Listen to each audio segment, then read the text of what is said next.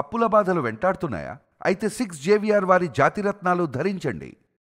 నమస్తే, welcome to మనం TV. ప్రస్తుతం నాతో పాటు స్టూడియోలో ఉన్నారు ప్రముఖ రాజకీయ సామాజిక విశ్లేషకులు అంకమరావు గారు. వారితో మాట్లాడదాం. అంకమరావు గారు నమస్కారం సార్. నమస్తే వల్లి. అంకమరావు గారు, చెవిరెడ్డి భాస్కర్ రెడ్డి ఆయన సిట్ అధికారులు విచారించడానికి కస్టడీకి తీసుకుంటున్న సమయంలో అక్కడ మీడియాతో అరుస్తూ పెద్ద పెద్ద కేకలు వేస్తూ అనవసరంగా నన్ను ఇరికించారు, మీ అందరి సంగతి చూస్తా, పెద్దగా కేకలు వేస్తూ ఎవరిని వదిలిపెట్టను అని హెచ్చరించినట్టు పరిస్థితుంది.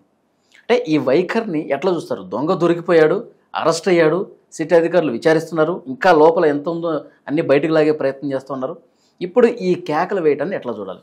అంటే మేము నేరం చేయలేదు అనే అభిప్రాయం కార్యకర్తల్లో కలగజేయాలని, నాయకుల్లో కలగజేయాలని, అంటే మేము సిద్ధపోసలని ప్రజలకు దృష్టిలో నిజంగానే, ఎందుకంటే కారాగారంలో ఉండా కూడా వాళ్ళ మీద తిరగబడుతున్నారంటే ఇతను ఏ నేరం చేయలేదేనో అనే అభిప్రాయం రావడం కోసం వాళ్ళు అలా ప్రయత్నం చేస్తున్నారు. చెవిరెడ్డి గారు ఎంత పెద్దగా అరిచినా ఏం చేసినా కూడా ఎవరైతే విచారణ సంస్థలు అయితే ఉన్నాయో అంగుళం శోధించేసి వాస్తవాలన్నీ కూడా బయటికి తీసుకొస్తూ ఉన్నాయి. స్పష్టంగా ఇప్పుడు ఆయన అంత ఆవేశపడటానికి కూడా కారణం ఏంటంటే అతను కూడా ఊహించాల, ఆధారాలను ధ్వంసం చేశారు. వాళ్ళు ఆధారాలను అయితే ధ్వంసం చేశారు. ఇప్పుడు ఈ సాంకేతిక పరిజ్ఞానాన్ని అడ్డం పెట్టుకొని ఏ రోజు ఎక్కడికి వెళ్ళాడు, ఎంత సమయం కేటాయించాడు, ఎవరెవరిని కలిశాడు, ఎవరెవరితో మాట్లాడాడు, ఎక్కడి నుంచి ధనాన్ని ఏ ఏ వాహనాల్లో తరలించారు, ఎన్నికల ముందు ఎవరెవరికి అందజేశారు, ఇవన్నీ కూడా ఇప్పుడు ఈ విచారణ సంస్థలు సేకరించేదానికి ఏం చేయాలో పాలుపోవట్లేదు. అంతకుముందు చెవిరెడ్డి భాస్కర్ రెడ్డి పేరు అయితే లేదు కదా, అతని గురించి ఎవరికి రాలేదు కదా. నాకు తెలిసినంత వరకు వైఎస్ఆర్సీపీ పార్టీకి చెవిరెడ్డి భాస్కర్ రెడ్డి, మిథున్ రెడ్డి ఇద్దరు కూడా కుడి ఎడమలుగానే వ్యవహరించారు. అందులో ఎలాంటి సందేహం కూడా లేదు. అత్యంత నమ్మకస్తులుగా వాళ్ళ మీద చాలా గురుతరమైనటువంటి బాధ్యతల్ని జగన్మోహన్ రెడ్డి పెట్టారు. అట్లానే వాళ్ళు నిర్వహించేశారు. ఆ ధనాన్ని ఎక్కడ ఏ విధంగా ఇబ్బందులు లేకుండా ఆయన ఎక్కడ తరలించమంటే అక్కడ తరలించారు. ఆ కార్యక్రమాలన్నీ చూసుకున్నారు. ఇది చాలదన్నట్టు చెవిరెడ్డి భాస్కర్ రెడ్డి, చెవిరెడ్డి మోహిత్ రెడ్డి ఇద్దరు కూడా ఇక్కడ కేసీఆర్ గారికి బాగా దగ్గరై జగన్మోహన్ రెడ్డికి కేసీఆర్కి సంబంధించి ఏ విషయాలు ఏం మాట్లాడుకోవాలన్నా చెవిరెడ్డి భాస్కర్ రెడ్డి అన్ని కార్యక్రమాలు నిర్వహించేవాడు. చెవిరెడ్డి భాస్కర్ రెడ్డి చేత 119 నియోజకవర్గాల్లో 7 నియోజకవర్గాలు వదిలిపెట్టి మిగిలిన 112 నియోజకవర్గాల్లో ప్రజలు ఏమనుకుంటున్నారు, మా మీద అభిప్రాయం ఎలా ఉంది, మళ్ళీ మేము గెలుస్తామా లేదా అని చెప్పని వేరే వాళ్ళ మీద నమ్మకం లేకుండా చెవిరెడ్డి భాస్కర్ రెడ్డి యొక్క సభ్యుల మీద విపరీతమైన నమ్మకం పెట్టుకుని వీళ్ళు ఇచ్చిన నివేదికను ఆధారంగా చేసుకొని 100 స్థానాలు మేము గెలుస్తామని ఒక రకమైన ధీమాతో ప్రవర్తించారు కేసీఆర్ గారు. కాబట్టి ఎక్కడ జగన్మోహన్ రెడ్డిని, ఇక్కడ కేసీఆర్ని ఇద్దరిని కూడా వాళ్ళకు సంబంధించినటువంటి అన్ని కార్యక్రమాలు చక్కబెట్టే కార్యక్రమంలో చెవిరెడ్డి భాస్కర్ రెడ్డి, అలాగే మోహిత్ రెడ్డి, రెండోది మిథున్ రెడ్డి, పెద్దిరెడ్డి రామచంద్రారెడ్డి, వీళ్ళ నలుగురిదే ప్రధానమైన భూమిక. కాబట్టి ఇక్కడ అధికారంలో ఏదైనా రక్షిస్తాడు అనుకుంటే కేసీఆర్ లేడు, అక్కడ అధికారంలో వాడు కోల్పోయారు. ఇక మళ్ళీ అధికారంలో కాదు, పార్టీ మనుగడకే ప్రశ్నార్థకంగా మారే పరిస్థితి ఈరోజు ఆంధ్ర రాష్ట్రంలో ఉంది. ఇప్పుడు చెవిరెడ్డి భాస్కర్ రెడ్డి మీద ఉన్నటువంటి గురుతర బాధ్యత ఏందయ్యా అంటే, రేపు పొద్దున ఏదన్నా జరగకూడదు జరిగి న్యాయస్థానం అనుమతి తీసుకొని వాళ్ళకి సాంకేతిక పరిజ్ఞానంతో సంబంధించి లేకపోతే నార్కో టెస్టులకు సంబంధించి దానికి కనుక అనుమతిస్తే అప్పుడు కూడా బాధ్యుడిని నేనే అని చెప్పే విధంగా తయారయ్యాడు అతను. అంటే జగన్మోహన్ రెడ్డి దాకా వెళ్ళటానికి ఇష్టపట్టాలి అతను.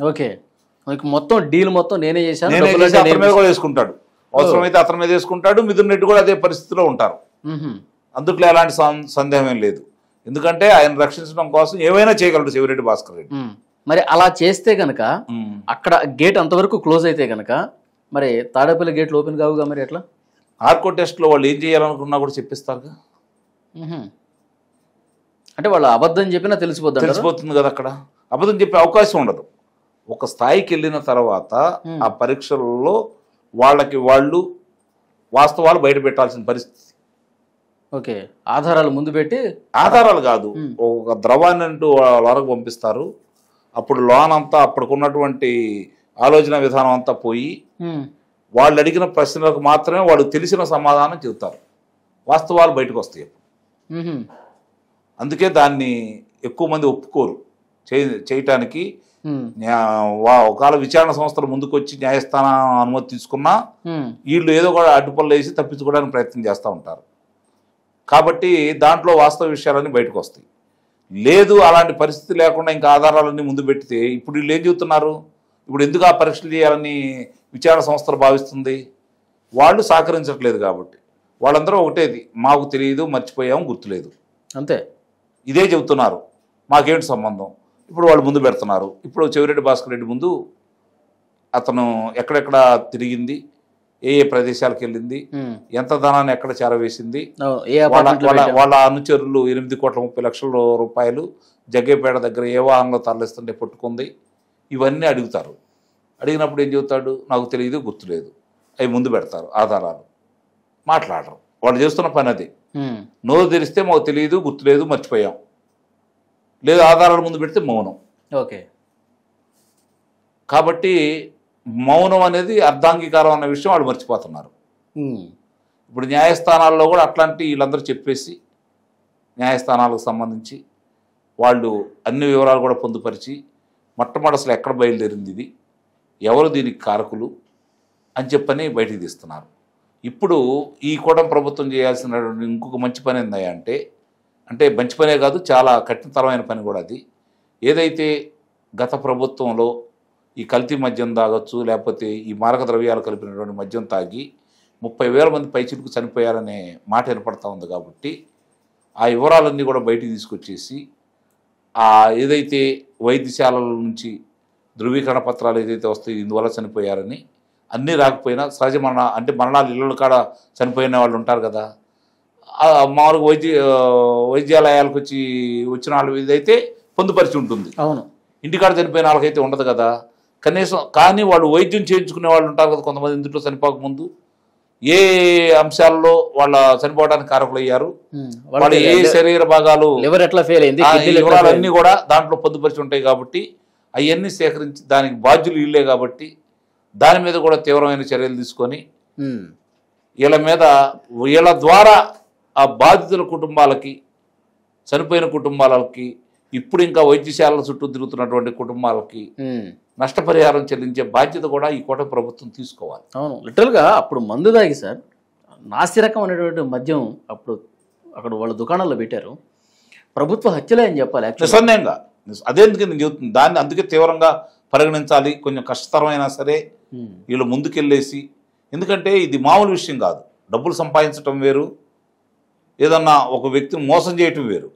కానీ పేద ప్రజల రక్త మాంసాలే కదా. అవును, వాళ్ళు అసలు అప్పటి వరకు వినని పేర్లు, బ్రాండ్లు, అవును, ఏవేవో క్రియేట్ చేసి, ఇప్పుడు వాళ్ళు ఉదయం నుంచి సాయంత్రం దాకా కష్టపడి ఏదో వాళ్ళకున్న వ్యసనానికి, అది మంచి పద్ధతి అయితే నేను అనుకోవట్లేదు, వాళ్ళకున్న వ్యసనానికి సేద తీరుదామని చెప్పని ఆ మద్యాన్ని సేవిస్తూ ఉంటే, ఆ మద్యాన్ని కూడా నాసిరకం మద్యం తయారు చేసి, కల్తీ మద్యాన్ని తయారు చేసి ఆ విధంగా వాళ్ళ ప్రాణాలు తీశారు అంటే వాళ్ళ రక్త మాంసాలతో వీళ్ళు వ్యాపారం చేసినట్టే కదా. ఒకవైపు ఎక్కువ డబ్బులు పెట్టి డబ్బులు దోచుకున్నారు, ఆరోగ్యం చెడగొట్టారు, ప్రాణాలు కోల్పోవడానికి కారకులయ్యారు. మరి ఇవన్నీ కూడా వాళ్ళు చేసినటువంటి పాపాలే కదా. దానికి తగు విధంగా శిక్షలు వేయాలంటే నిస్సందేహంగా వాళ్ళ మీద హత్యా నేరాలు కూడా మోపాలి. ఇప్పుడు 3 రోజుల పాటు కస్టడీకి తీసుకున్నారు సార్ చెవిరెడ్డిని. ఆయన ఇప్పుడు మీరు ఇంతకుముందు అన్నట్టు ఏం సమాధానాలు చెప్పడం చెప్పలేదు, ఇతను కూడా చెప్పడు. వాళ్ళకంటే ఇంకా వీళ్ళందరూ తర్ఫీదు అయ్యారు బాగా. ఎప్పుడైతే అధికారం కోల్పోయిందో ఒక 4 రోజులు అందరూ కలిసి కూర్చొని మనందరం ఇలానే చేయాలి, ఇలానే చెప్పాలి,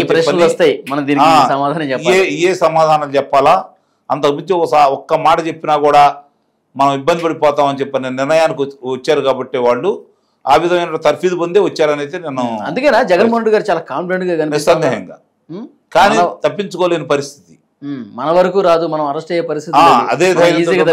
అంటే ఇప్పుడు ఇక్కడ ఏమవుతుందంటే వీళ్ళకి ఒప్పుకున్నా కూడా ఇంత ధనం వచ్చింది కదా, ఈ డబ్బులు ఎక్కడికి వెళ్ళి అంటే ఏం సమాధానం చెబుతారు? ఆధారాలకి చూపించాలి కదా. దాచిపెట్టారు, నేలమాళిగలో పెట్టారు, లేదంటే మనం అనుకున్నట్టు ఆ నివాస ఏదైతే ఉంటుందో దాన్ని తీసుకున్నారు, బంగారు రూపంలో పెట్టారు, బంగారం రూపేనా పెట్టారా, లేదంటే ఏదన్నా బ్యాంకుల్లో పెట్టారా, పెట్టుబడులు ల్యాండ్ మీద ఇవన్నీ పెట్టారా, భూముల మీద పెట్టారా, లేకపోతే వ్యాపార సంస్థలు ఏమైనా నిర్వహించారా, కేసిరెడ్డి రాజశేఖర రెడ్డి లాగా ఏదన్నా చిత్రాలు నిర్మించారా, ఇవన్నీ అయితే బయటకు తీసుకొస్తారు కదా. వీటిలో ఎందుట్లో పెట్టారంటే మళ్ళీ దానికి కూడా ధృవీకరణ పత్రాలు అయితే కావాలి కదా. మేము పెట్టుబడి పెట్టామంటే ఊరుకోరు కదా, పలానా సాడికి పంపించామంటే ఊరుకోరు కదా. కాబట్టి దానికి మన ఆధారాలు కూడా చూపించాలిగా. అవును. మరి ఇవన్నీ బయటికి తీసుకొచ్చేంత శక్తి కానీ చెప్పేంత వాళ్ళు చేసినవి అయితే ఏం కనపట్టలేదు కదా. కాబట్టి ధనం ఎక్కడికో తరలించారు. ఆ తరలించింది ఎక్కడో చెప్పాలి కదా. చెప్పనప్పుడు దోషులు వాళ్ళే అవుతారు కదా. సరే వాళ్ళ మీద వేసుకున్నారు అనుకోండి, వీళ్ళ దగ్గర ఉన్న ఆధారాలను పెట్టి చెప్పలేదు కానీ పలానా సాటికి వెళ్ళిందని చెప్పి వీళ్ళు కొన్ని ఆధారాలు చూపిస్తున్నారు. కాబట్టి ఆ ఆధారం ద్వారా జగన్మోహన్ రెడ్డి దగ్గరికి వెళ్ళాలి, లేదా జగన్మోహన్ రెడ్డిని అదుపులో తీసుకోవాలని బయట తీసుకునేవాళ్ళు. అలా కాదు కదా, పక్కా ఆధారాలతో వెళ్ళాలా. రేపు పొద్దున మనం వెళ్ళిన తర్వాత అవి కనుక కాదు అనుకుంటే వాళ్ళకే చెడ్డ పేరు, అతనికి మళ్ళీ ప్రజల్లో సానుభూతి రావడానికి అవకాశం ఉంటుంది. కాబట్టి అలాంటి అవకాశం ఇవ్వకుండా చేయడం కోసమే విచారణ సంస్థలు కావచ్చు, ప్రభుత్వ పెద్దలు కావచ్చు ఆలోచించి ముందుకెళ్తున్నారని అయితే నేను భావిస్తున్నాను. చూద్దాం సార్, నెక్స్ట్ పరిణామాలు మళ్ళీ మాట్లాడదాం. Thank you very much.